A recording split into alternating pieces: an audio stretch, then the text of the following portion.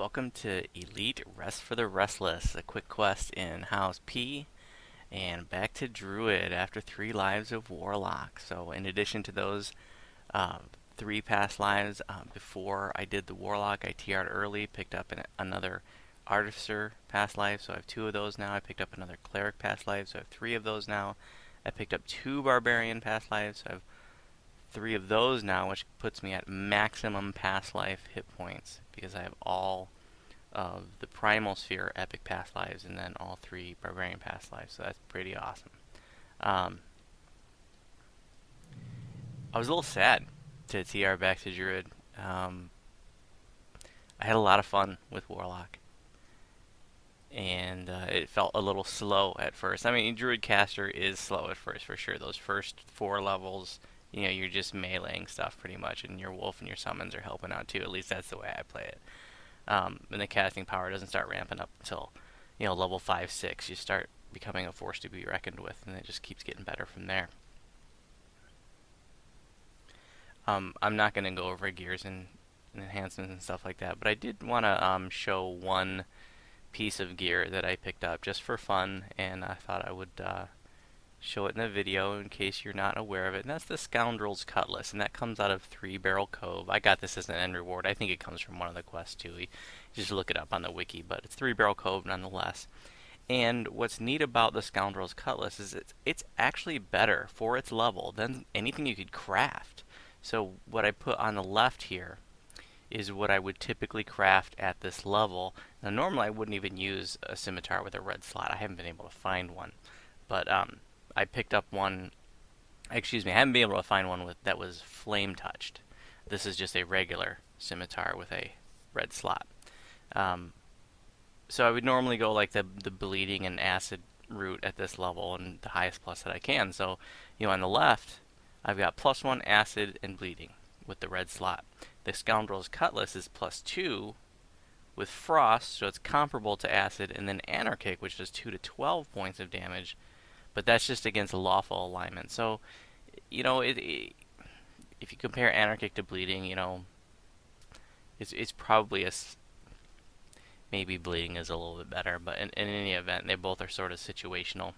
Bleeding has a little more application, but and I also have the ruby, the meteoric star ruby in there just for fun. I'll probably replace that with glaciation ruby at level 8. But if you're not a crafter, the Scoundrel's Cutlass is kind of a neat option for you, and it's an easy farm. So I wanted to show that.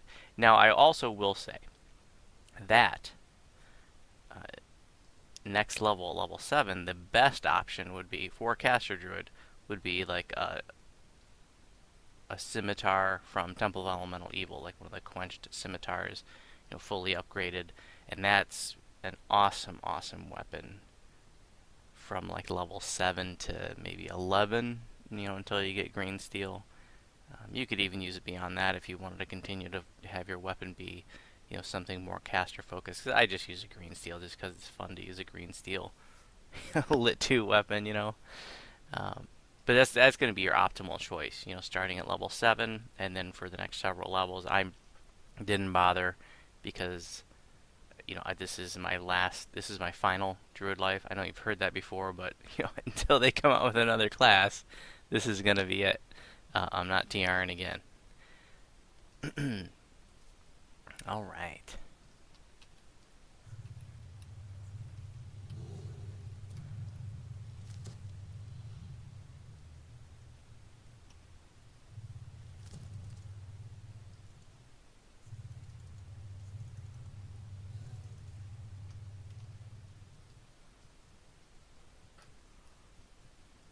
Hear the frost.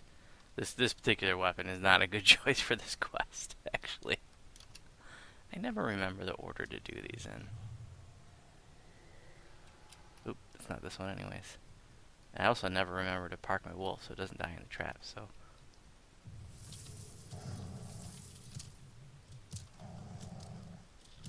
Oh yeah, that's terrible. Well, we're gonna go back to the acid.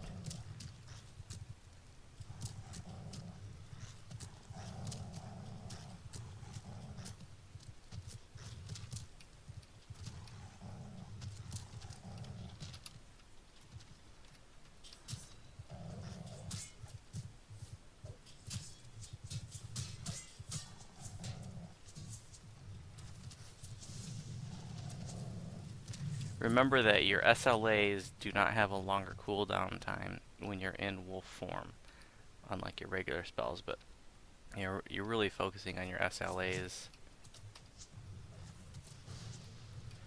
I recently made a change just in the last couple of days to my build posts, and I want to thank some people for the comments.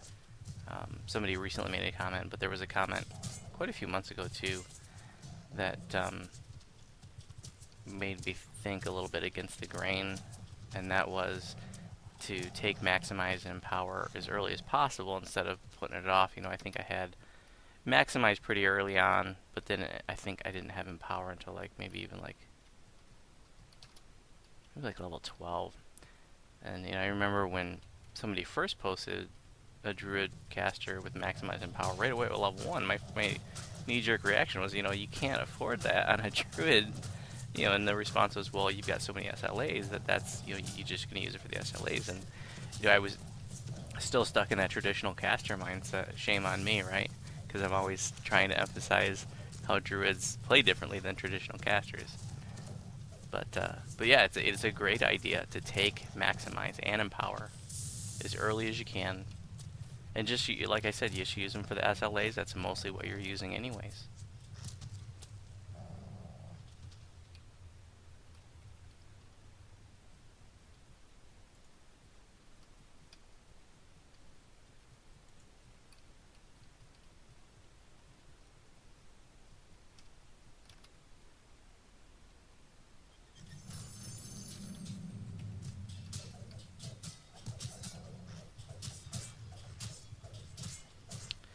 So basically what I did with that is I just took toughness and put it a lot further down the line. I think I have it now at level 18 or something. Toughness is going to be maybe an option that you'll want to take a little bit sooner if you are a new player or a first lifer, perhaps, if you feel like you need the extra hit points.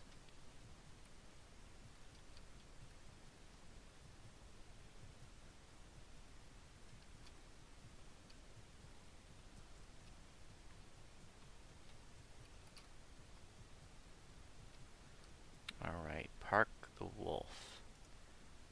We've got the little banner now when you park your hirelings and stuff. Let's see if I can remember this.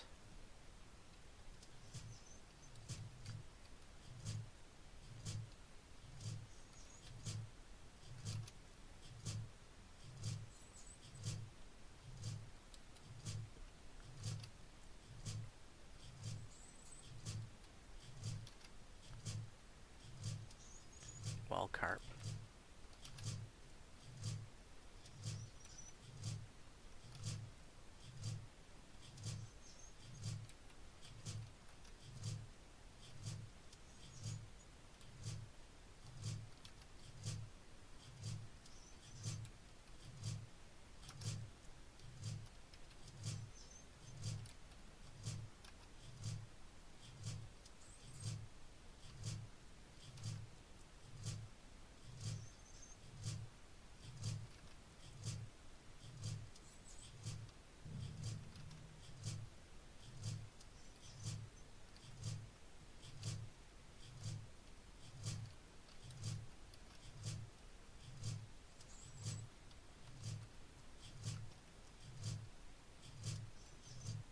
Well, that was ridiculous.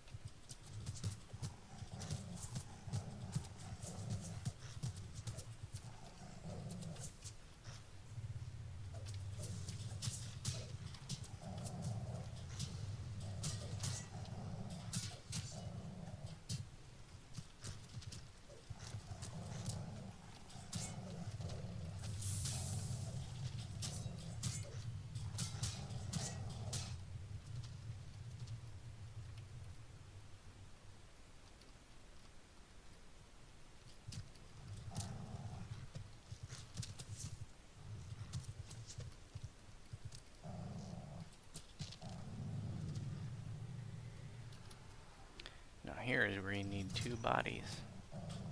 But the wolf takes care of that.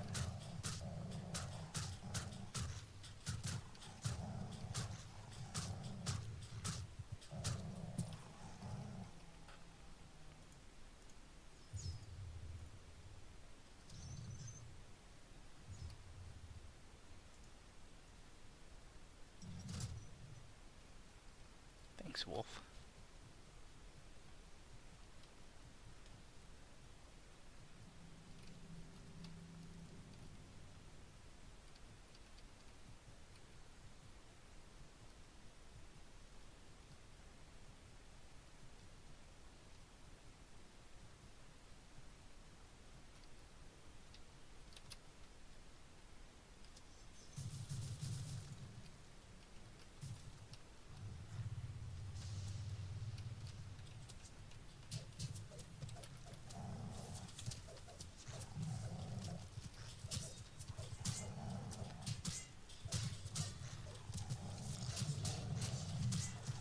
Next level, I can't wait to try out the Thrall of the... Shoot, what's it called? Thrall of the Fire Temple? Yeah, level 7 collar from Heroic Temple of Elemental Evil. Got that from a guildie. Makes the wolf look really cool, gives him glowing eyes and flaming effects, which I did not know about until recently. So I've been looking forward to getting back to druid to try that out. I'll have to do a video next level, see how it performs.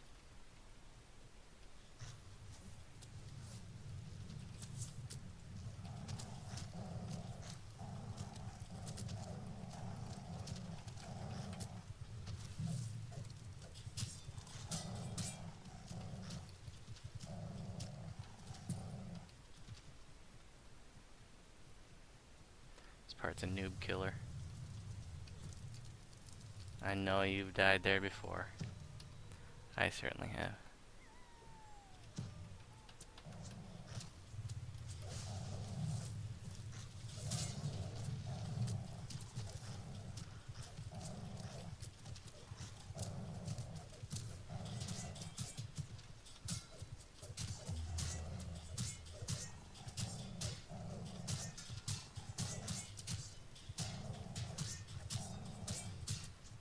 Today I just posted the final quest from Epic Shavrath. I was posting these day 1 videos. So this video is going to be posted like a month after I'm doing it. So I still have 2 Warlock lives to post. So tomorrow probably is when I'm going to post the first video of the second Warlock life.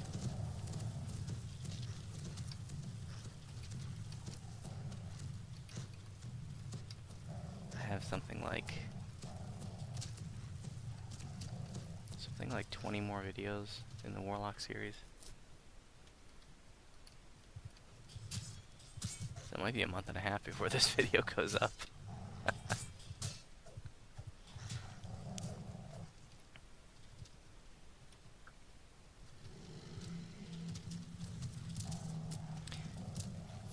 The video that I just posted today was my 200th video to the channel.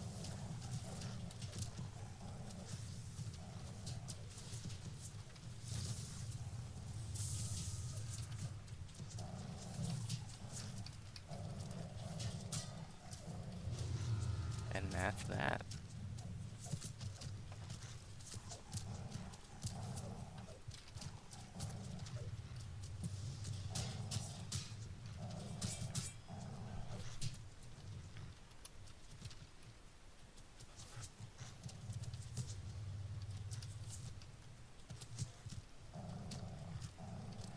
I don't think there's a chest over here. I usually don't do this quest anymore. Nope, just the exit. Ooh, and a mushroom. Hey, thanks for watching. If you have any questions about my videos, you can respond on YouTube. And if you happen to be on Sarlona, you are welcome to send me a tell.